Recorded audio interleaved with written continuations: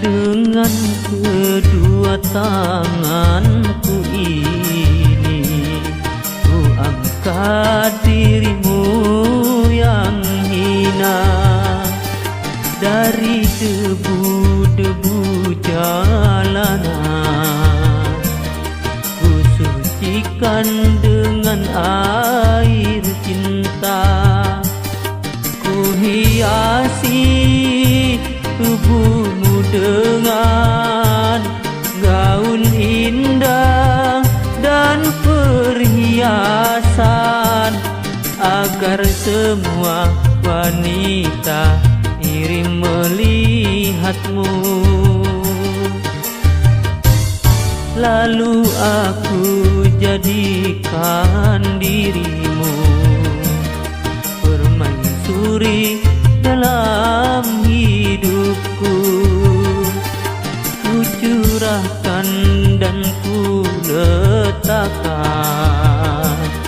jiwaku di atas jiwamu.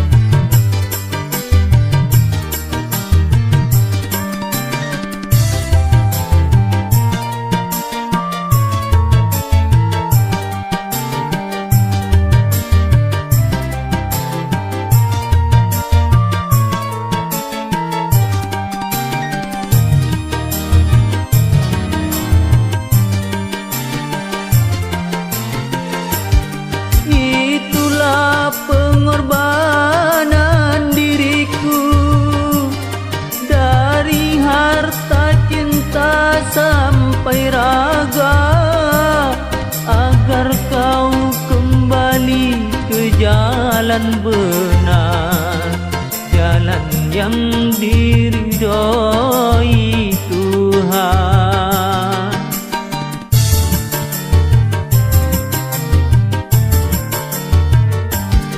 Walaupun ayah serta ibuku tak merestui aku denganmu, ku tinggalkan mereka berdua demi untuk hidup bersamamu.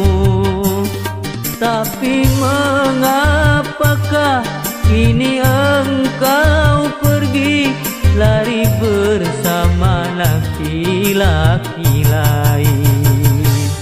Aku tanamkan kesucian, tapi kau balas kepahitan. Ku angkat dari lumpur yang hitam, mengapa harus hitam lagi?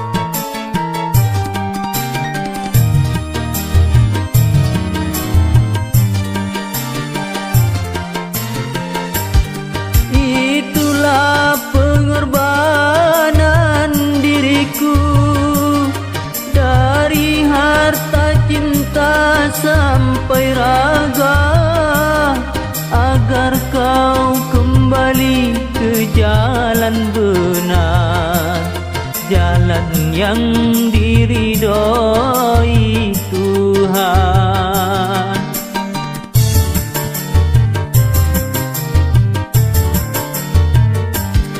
Walaupun ayah serta ibuku tak merestui aku denganmu, ku tinggalkan mereka berdua demi untuk hidup bersamamu.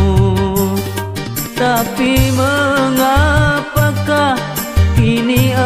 kau pergi lari bersama laki-laki lain.